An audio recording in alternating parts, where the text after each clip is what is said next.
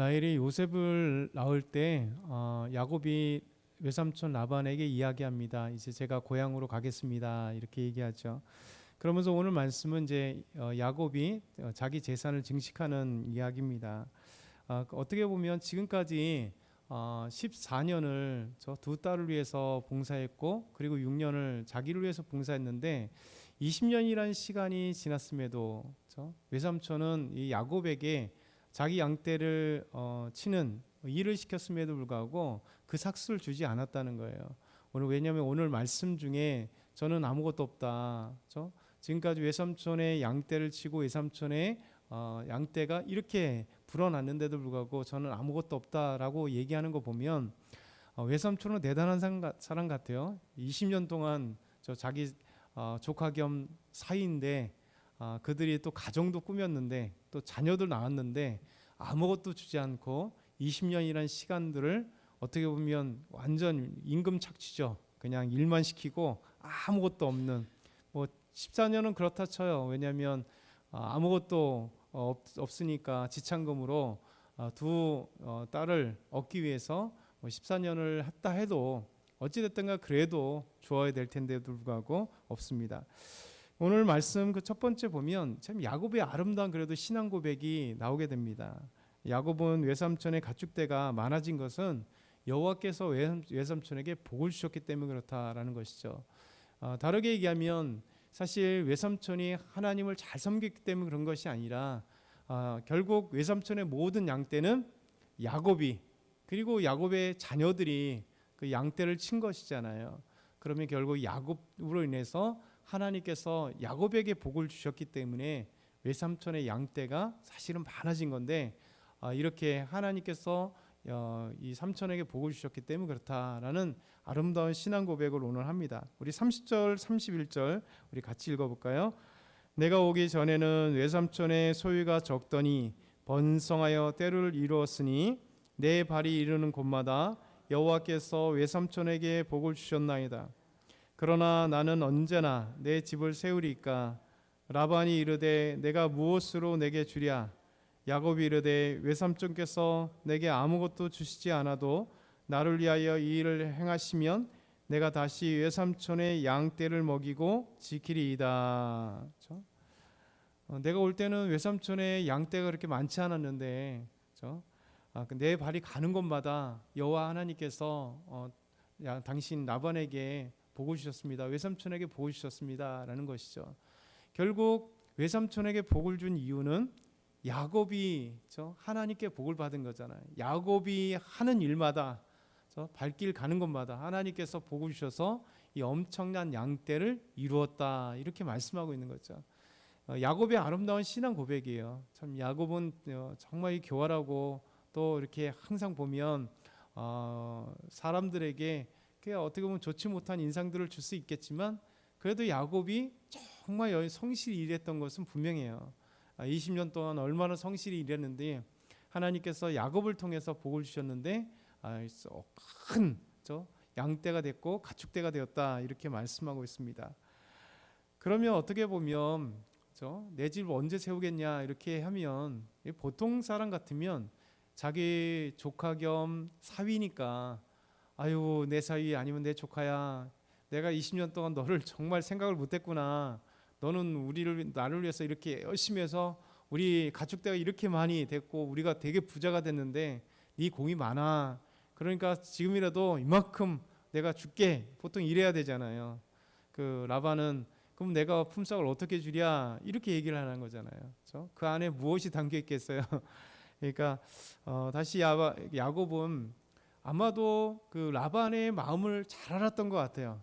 왜냐하면 라반은 항상 구두쇠 같은 사람이라 지금까지 20년 동안 사실 재산을 안 줬다는 것은 뭐 아무리 지금 그러면 이만큼 주세요라고 얘기하면 아마 라반이 마음은 뭐 겉으로 어떻게 표현할지 모르겠으나 주지 않을 것 뻔히 알았다는 거예요. 그래서 야곱이 하는 얘기가 이 일을 그대로 하게 한다면 제가 다시 양떼를 아무것도 주지 않아도 제가 양떼를 다시 잘 쳐서 제 몫을 갖겠습니다. 이런 얘기를 하는 거잖아요.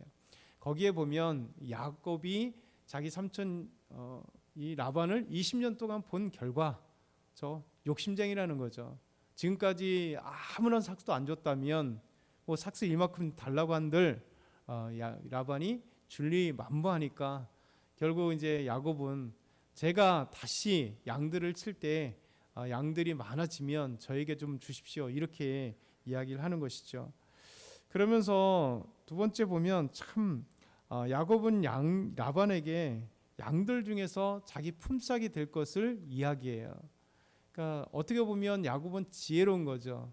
그리고 우리가 생각할 수 없는 방법을 야곱은 생각합니다. 32절에서 36절 보면 외삼촌에게 이렇게 얘기합니다. 삼촌 양들 중에서 아롱진 것, 점 있는 것, 검은 것들을 가려서 이렇게 좋은 양들, 흰 염소, 검은 염소 요것들은 그 외삼촌 것이고 제 거는 아롱진 것, 점 있는 것이 있다면 제게 될 것입니다. 했더니 삼촌이 되게 좋아해요. 왜 그럴까요? 염소와 양들이 다 그런 게 아니라는 거죠. 대부분 다 염소는 검은 거 아니면 흰 거잖아요. 그러니까 검은 거 아니면 흰 건데 아롱진 것 별로 이렇게 점박이들 있잖아요. 얼룩얼룩하고 점박이들 검은 거 이렇게 그런 게 별로 없거든요. 그러니까 야곱이 너무 좋아하는 거예요. 라반이 너무 좋아하는 거죠. 그러니까 라반의 마음을 아는 거죠. 만약 그렇게 얘기했다면 아마 보통 그래 대인배 같았으면 이렇게 얘기했어요. 야 야곱아, 아니 우리 양떼에서 무슨 아롱진 것이 얼마나 되고 점 있는 게 얼마나 되냐. 대부분 다 흰 거 아니면 검은 건데 너희가 지금까지 이랬으니까 야 좋은 걸 네가 이만큼 줄게 이렇게 보통 얘기해야 되잖아요. 근데 야곱이 얘기했다고 덜렁 아우 좋아 그렇게 얘기하고 그래 네 말대로 해 이렇게 이야기합니다. 그러니 야곱은 자기 장인이요 외삼촌이었던 라반의 마음을 너무 잘 아는 거예요. 그래서 이제 라반의 그 마음을 다시 확인하고 또 라반을 안심시키고 이제 라반이 지금까지 자기에 대한 대했던 것들을 알기 때문에 아마 이렇게 얘기했으리라고 충분히 짐작을 할 수 있는 거죠. 그러면서 이제 다 라반에게 다시 얘기하죠. 저에게 다시 이렇게 양을 치게 한다면 다음에 한번 보십시오. 그래서 제가 아롱지고 점 있는 그런 가축들은 제 건데 나중에 오셔서 외삼촌이 와서 계산을 해보시고 만약에 이 것들이 제 것이라면 얼마가 됐던 저 것이고 만약에 제 재산 중에 이게 뭐 검은 거나 흰 것이 있다면 저를 도둑놈으로 생각해 주십시오. 훔친 것이라고 생각해 주십시오. 그러면 이 삼촌 라반은 감사한 거죠. 마음에 확실하게 그래 내 양들을 얘에게 주지 않아도 되겠구나. 왜 너무 적은 양이니까 확실하게 이제 라반이 얘기를 한 겁니다. 그러면서 야곱이 우리가 알 수 없는 신기한 방법을 통해서 이제 자기 양들을 늘려가는 놀라운 기술을 하고 있습니다. 저도 이해할 수 없지만 이런 방법을 통해서 어찌됐든 간에 자기 양들이 생겨요. 우리 37절부터 39절 천천히 한번 읽어볼까요? 37절부터 39절 야곱이 버드나무와 살구나무와 신풍나무의 푸른 가지를 가져다가 그것들의 껍질을 벗겨 흰 무늬를 내고 그 껍질 벗긴 가지를 양떼가 와서 먹는 개천의 우물 구위에 세워 양떼를 향하게 하며 그 떼가 물을 먹으러 올 때에 새끼를 베니 가지 앞에서 새끼를 뱀으로 얼룩얼룩한 것과 점이 있고 아롱진 것을 낳은지라. 야곱은 신기하게도요. 이 버드나무, 살구나무, 신풍나무 이 푸른 가지를 가져와서 껍질을 벗겨요. 그리고 양들이 구유에서 먹을 때 그걸 세워놨대요. 그렇죠? 세워놨대요. 이게 뭘까? 그리고 그 세우는 곳 앞에서 새끼들이 이제 교미를 하면서 이제 새끼를 낳을 때 신기하게도 야곱이 원하는 그리고 가지겠다고 했던 이 얼룩무늬 양과 염소들이 양떼가 세워지는 거죠. 그러면서 점 있고 얼룩한 것과 아롱진 것들을 낳았다. 야곱은 20년 동안 양떼를 쳤습니다. 그리고 또 집에서 브에셰바에서 아버지 이삭의 양들도 친세월을 한다면 엄청나게 오랜 시간 동안 양들을 치는 목자였기 때문에 아마 양들의 습성을 너무 잘 알았던 것 같아요. 그리고 그 어떻게 하면 이 것들이 튼튼한 놈이 나은지 아니면 이런 것들을 잘 알았던 것 같아요. 그래서 이것들이 과학적인 방법인지 모르겠으나 저 오래전 이렇게 하여튼 야곱은 이 나무들을 가져다가 껍질을 벗기고 그리고 양들이 구이 와서 먹을 때 그 앞에서 두고 세워두고 그 앞에서 교미를 하면서 새끼를 낳을 때에 엄청난 일이 벌어지게 만든 거예요. 결국 이 얼룩얼룩함과 점이 있고 아롱진 것을 낳음으로 계속해서 이것들만 낳는 거죠. 그래서 자기 양들이 정정정정 부식하고 그리고 야곱은 자식들에게 얘기를 합니다. 자녀들에게도 혼자만 이제 가축을 이제 기르는 건 아니잖아요. 그래서 자녀들도 많으니까 어릴 때부터 양들을 치니까 같이 먹자니까요. 만영 양떼를 치면서 얘기를 하죠. 건강한 것들은 따로 세워라. 그리고 약한 것들은 따로 세워라. 그러면서 결국 건강하게 낳는 것들을 계속 교미시키면서 건강한 것들이 결국 이런 얼룩한 것들, 점 있는 것들은 계속해서 태어나고 약한 것들은 따로 해서 계속 이제 점점 약한 애들만.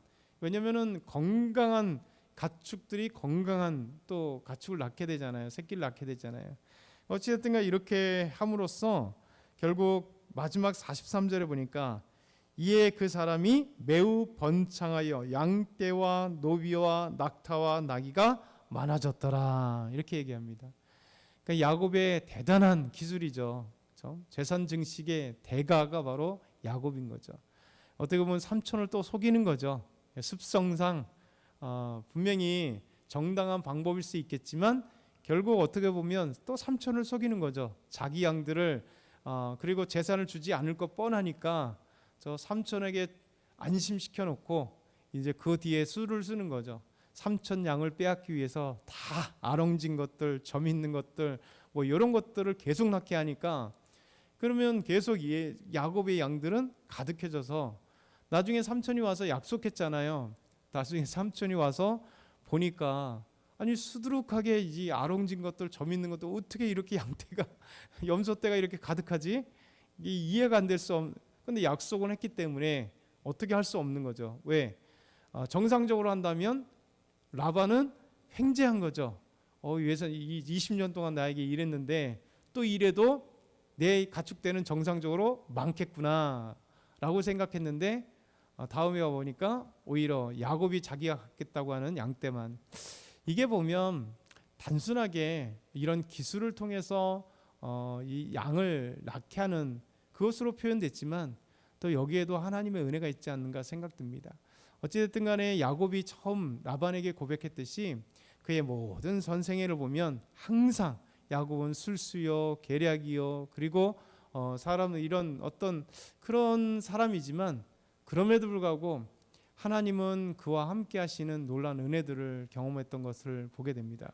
오늘도 저와 여러분이 이 말씀을 잘 기억하면서 우리가 뭐 트릭을 쓰라는 건 아닙니다. 술수를 쓰라는 건 아니죠. 그런데 야곱의 고백처럼 그가 하는 모든 것에 하나님이 함께 하시고 복을 주시는 그것 때문에 결국 이 가축들이 많이 늘어났다는 것을 고백할 수 있도록 오늘도 저와 여러분이 우리 삶 가운데 재정을 늘어나게 하시는 것도 하나님이고 우리를 건강하게 하시는 분도 하나님이고 우리 자녀들을 하나님 인도하시는 것도 하나님이고 모든 것에 하나님이 복을 주시고 인도하신다는 이 놀라운 사실을 오늘도 적용하면서 하나님께서 나에게는 또 오늘도 어떻게 복을 주실까 어떻게 나와 함께 하실까 고민하면서 나는 또 하나님 앞에 어떤 마음을 가질까 오늘도 믿음으로 아름답게 적용하고 결단하고 주님께 나가는 저와 여러분이 다 되게 소망합니다.